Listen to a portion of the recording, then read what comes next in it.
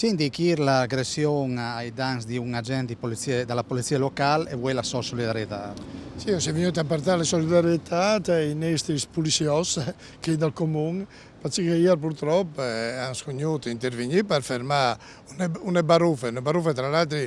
uno aveva un macete, quindi potete immaginare a che livello che erano queste baruffe tra spacciatori di droghe. E purtroppo intervenendo ha avuto anche lui una conseguenza, ha fatto una botta dal genoli,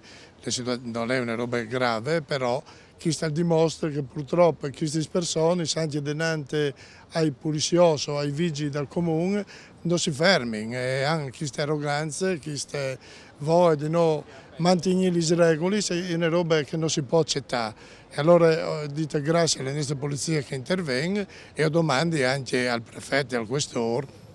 di essere qui presenti, di mandare la Polizia di Stato e i Carabinieri a intervenire perché è una situazione che ci preoccupa ora.